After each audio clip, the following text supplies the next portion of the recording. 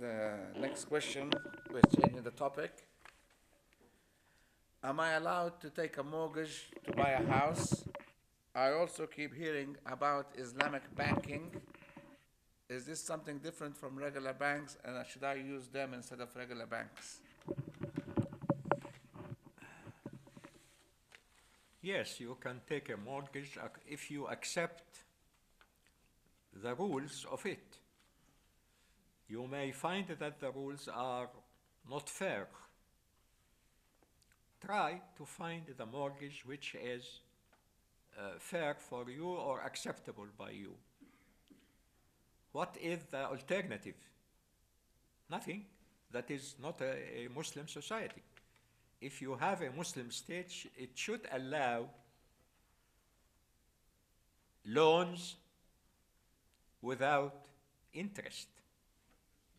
If I can prove that I am in need, and according to Islam, the home is one of the basic requirements of every person. Every person should have food, should have clothes, should have a home. So, we are dealing with something in non-Muslim or non-Islamic societies. I take mortgage, that is the only way to have a home. And I pay interest. And the interest may be very high, so that I may pay the price of the home twice or thrice through the loan. That is the only way. So you are forced, you are not free.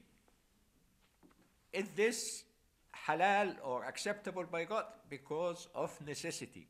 There is a principle in Sharia which is called necessity.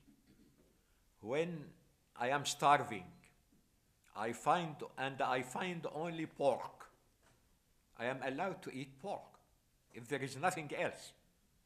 When I am starving, when I am about to die of thirst, and I find only alcohol. This may be just hypothetical, but just to clarify, if I don't find any water in a desert or something, and I find only alcohol, I drink alcohol. Necessity is a source for allowance within the limits of necessity. I don't say that if I am hungry and I find pork, then I eat a feast of pork. You only eat what you can make you safe from starvation. Also, you cannot say, I am thirsty, and then you wanted to drink a bottle of alcohol. You just within the limits of necessity. Islamic banking, it is a new experiment, but it is spreading and is expanding.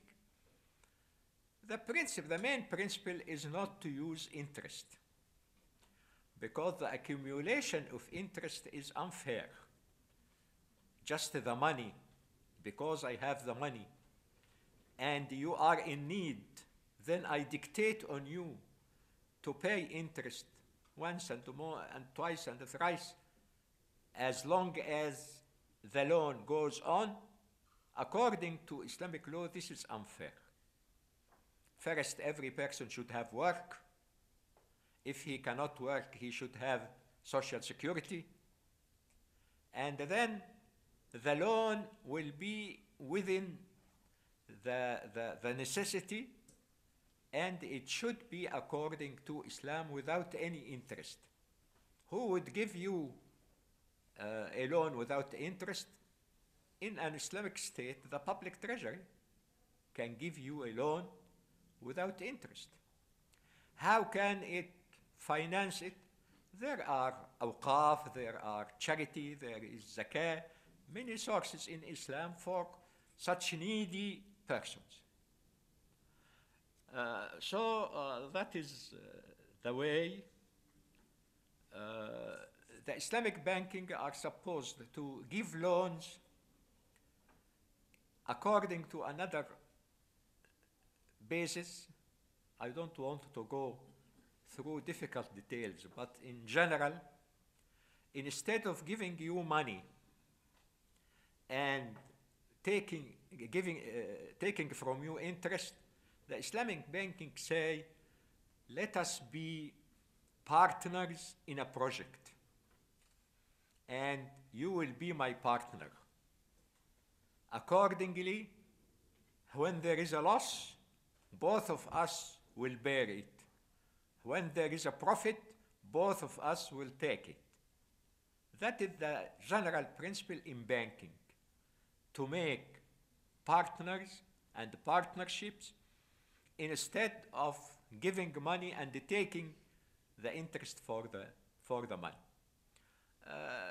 This may, all this in a non-Muslim society, what can you do? These are dictated by the banks which have money. The Islamic banking tried to give an alternative, but you cannot find an Islamic bank in every place.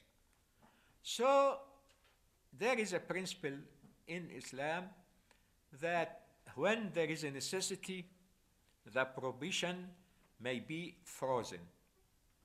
But until you resist the problem and solve it, not more than this. Don't make this a general principle. So accordingly, you can have if there is no Islamic banking, you can have mortgage, you can have loan with interest, because there is no other option.